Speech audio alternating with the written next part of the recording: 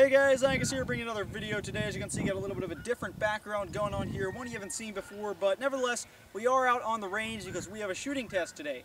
Now today's shooting test is going to be of the airsoft rifle in my hands. This is the Real Sword Type 97 Airsoft AEG, phenomenally made.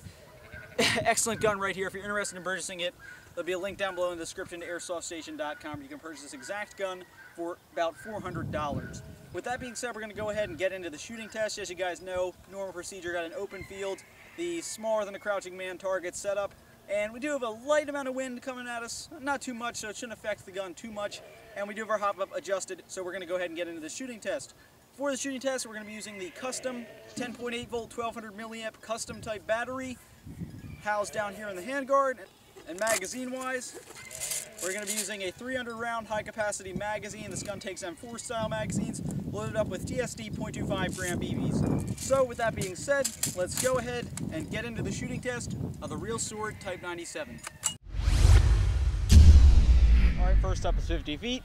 Shouldn't have any trouble hitting this target. Wind's picked up a little bit, but again, 50 feet should be pretty easy to hit. First up is semi-automatic.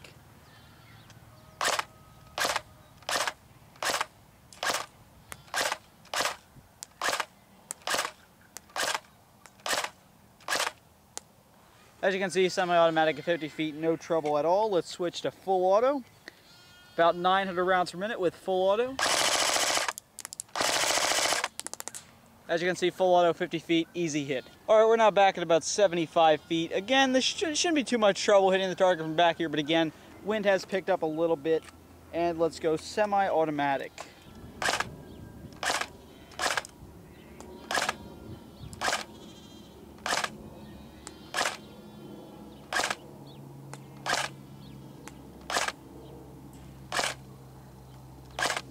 Semi-automatic, as you can see, 75 feet. You should be able to hit your target. Go ahead and try full auto out here at 75 feet.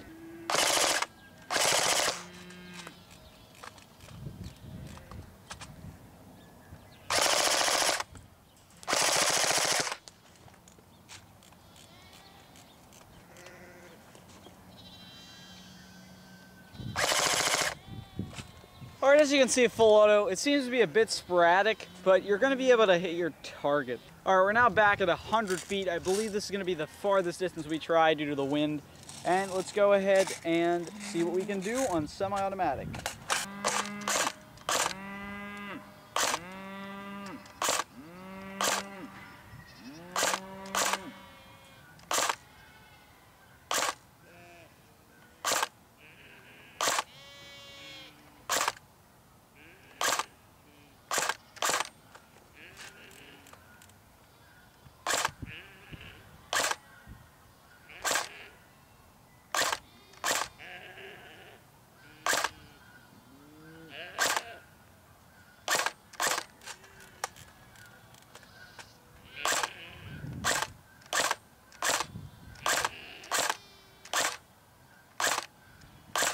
Alright, now as you can see, I'm not sure if we're exactly scoring some hits directly with this gun because I can't hear it all the way out here at 100 feet.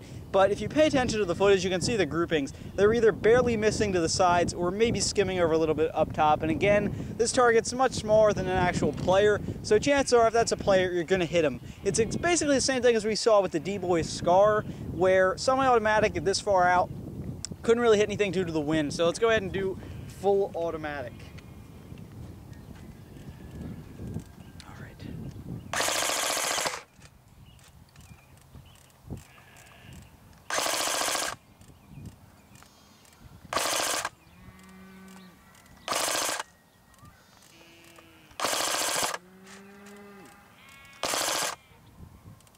As you can see, 100 feet, fully automatic, you're going to be able to hit your target. Alright, now that we've done our three distances, 50 feet, 75 feet, and 100 feet, let's go ahead and get into the final conclusion of this shooting test. Now, there are a couple flaws I want to point out here, but first of all, let's go ahead with the distances. 50 feet, semi-automatic or fully automatic, you're going to be able to hit your target with pretty much anything you shoot. So 50 feet, nothing really to worry about. Type 97 can definitely take down an opponent 50 feet, whether he's as big as that target or a full-size target. Now, moving on to 75 feet, as you can see, semi-automatic scored a few hits. Again, wind's bumping it off center a little bit, causing it to go to the side, go over the top, and then we get to fully automatic. Fully automatic, you really saw sporadic shooting going over the top, and this is where the major flaw comes in. I'm going to pull out the mag for this. This gun has done this with basically any magazine I've tried, not just the high caps, done it with mid caps. Mags don't want to stay in. You really got to put electrical tape around them. It's the only way they're going to stay in. They just fall out.